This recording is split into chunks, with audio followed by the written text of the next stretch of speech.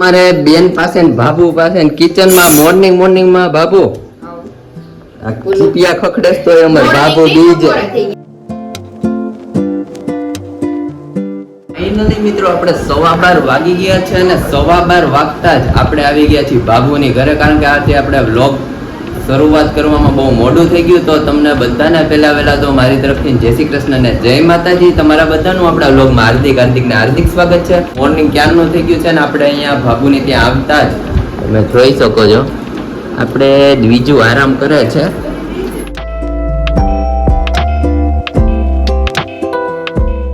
શાંતિથી સૂતી છે મિત્રો, તમે જોવો.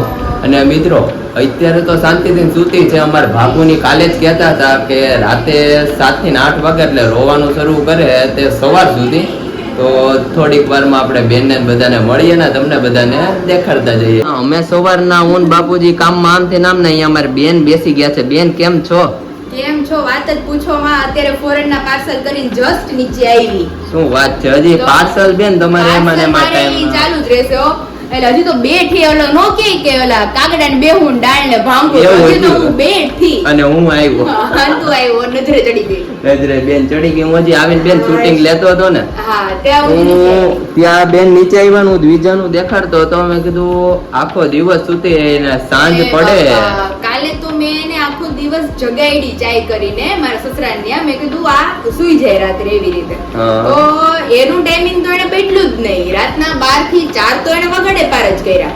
બાબુની ડ્યુટી ઓન ડ્યુટી બિચારી જાગવાનું થાય. બાબુને તો અમારે બિચારાને શું કરવું, અત્યારે ડ્યુટી શરૂ છે કિચનમાં. ડ્યુટી ચાલુ અને રાત્રે પણ એમ એવું થયું મને હું બપોરે ન હુતી. મને હું એમ કે મેં કીધું બેન બહુઈ જાહે તો ઈ હુતી નહીં. પછી રાત્રે મને આ લમણા બમણા બધું દુખવા માંડ્યું. પછી મમ્મીને કીધું મેં કે મમ્મી તું જાય પણ બેન મેં કીધું હું હુઈ જાઉં. આપણે કાયમ નો થાય ને નીંદર આપણો ટાઈમિંગ હોય નો થાય ને એટલે પાર્સલ ની બધું હોય એટલે માથું ને એવું બધું લમણા બમણા બધું આપણું દુખવા માંડે.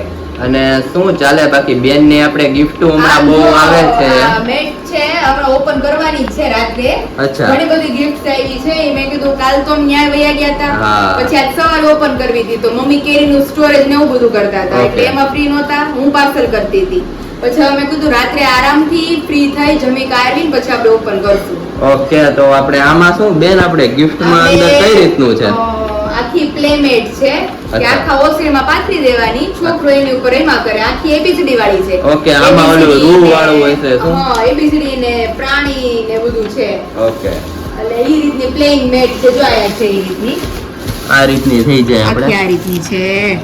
એ પછી આપણે ઓપન કરશું ને બધાને બતાવશું. અત્યારે ફિલહાલ તો બાબુ પાસે જઈએ શું રસોઈ બનાવે છે. પાણી ચાલે છે. અને ફાઇનલી મિત્રો આપણે આવી ગયા છીએ કિચનમાં ને આજે તો અમારે બેન પાસે ને બાબુ પાસે ને કિચનમાં મોર્નિંગ માં બાબુ આ ચીપિયા ખખડેસ તો અમાર બાબુ બીજ એટલે અમારા તો બપોરા નો કહેવાય ને બેન, હજી અમે નાસ્તો કરીને આવ્યા. આ ઈ વાત સાચી. આ બધા ઈશ્વરને સૂર્યવંશી છે. સૂર્યવંશી રાજયોગવાળમાં આપણે ચંદ્રવંશી છે.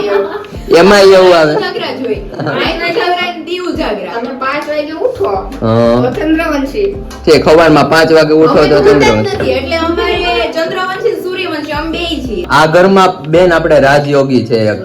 સાચી વાત છે. કોણ? દીજુ દીકો જે બધાને જગાડે. અને પણ એમાં ફાયદો શું છે ખબર બેન તમને બધાને?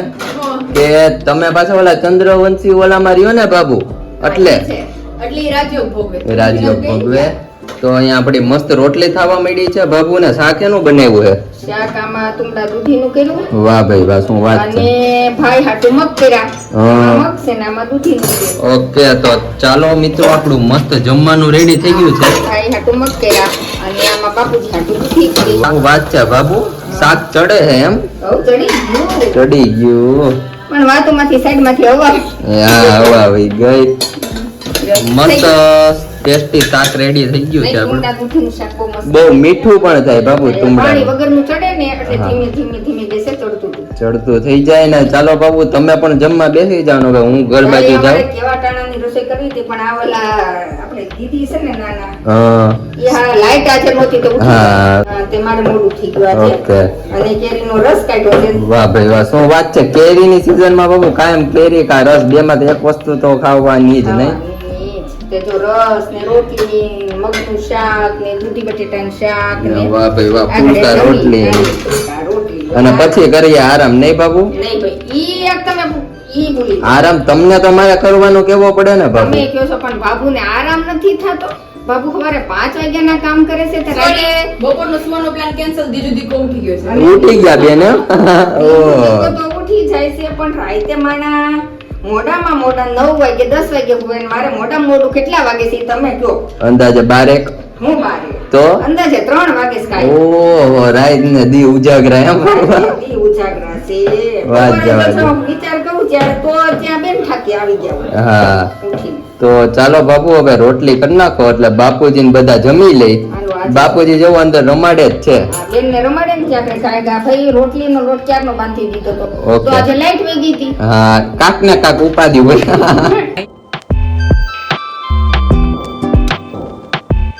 આળસ મવડે છે. શું છે? લાઈટ વહી ગઈ ને એમાં એની નીંદર છૂટી ગઈ છે. લાઈટ વહી ગઈ એમાં બેન નીંદર ડૂબી ગઈ નીંદર છે એની નહીં? બગડી ગઈ. એના કરી 4 વાર ઉઠી છે આટલી વારમાં ઈ. હવે બાપુજી ડ્યુટી શરૂ એમ? બાપુજી બેટા, હવે મારું બ્લોગિંગ નું કામ પતાવીશું અને ઈ રમાડશે.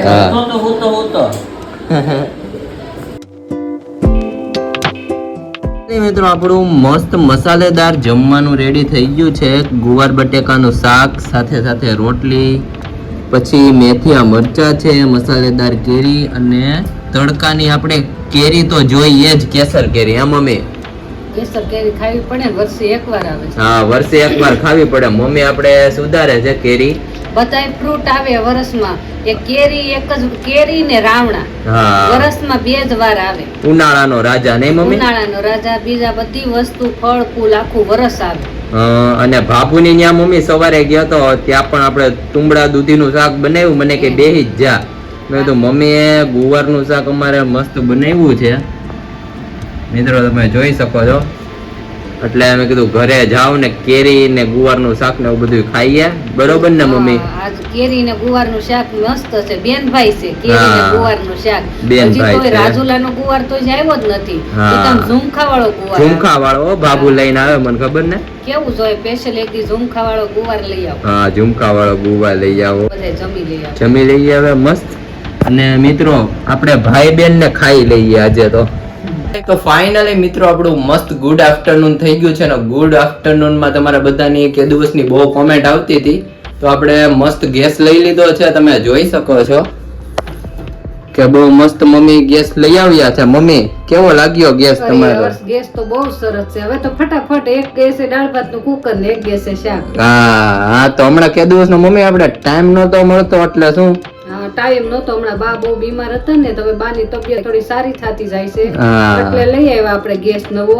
અને હવે પછી કાલ સવારે ભાઈની સ્કૂલ ચાલુ થાય એટલે સવારમાં વહેલું ઉઠીને આપણે નાસ્તો કામ કરવો. નાસ્તો હા, તે કરવો. એટલે શું. અને ગેસ એટલો ફાસ્ટ છે ને એની વાત જ કરું ન. હા, વાહ. ગેસ પાછો ફાસ્ટ છે નહીં મમ્મી? ફાસ્ટ ભાઈનું ચાદુ જ બની જાય જલ્દી. હા પ્રથમ મહિનામાં નવું ગેસનું ઉદ્ઘાટન. હા, પરસોત્તમ મહિનામાં ગેસનું ઉદ્ઘાટન કર્યું. આજ પરસોત્તમ મહિનાનો 4થો દિવસ થઈ ગયો. આજે તો અંજવાળી ચોથ છે. હા, અંજવાળી ચોથ એટલે આ અંજવાળી ચોથ છે ને આ ઓલી ચતુર્થી છે. આ માણસો આ ચોથ રે બહુ સરસ કહેવાય. હા. અને આપણે વીમ માસી બાજુમાં હતા ને એ તો આ ચોથ રે ને આખો દી પાણી ભરી રે. ઓહો, પાણી જ પીવાનું હે? પાણી જ ભરે અને સાંજે જ પછી ચોથના દર્શન કરે. અને આપણે નાગના મંદિર છે ગણપતિ દાદાનું, અને એ દર્શન કરીને પછી જ જમે ને પાણી પીવે. ઓહો, વાહ પણ એના વાહ. છોકરાને અત્યારે બહુ સારું છો. હા. પેટ વિદેશ પૂગ્યો છે. એક જ દીકરો છે પણ આમ તારે વાત જ કરું માં. શું વાત છે? આપણે અત્યારે લગી એમ કેતા બાબુ કે હું નવરી નથી થતી, નવરી નથી થતી, પણ હવે એવું થયું કે મુંય નવરી નથી થતી. હા, હવે મમ્મી નવરા નથી થતા, આખો દી બાનું કામકાજ હોય.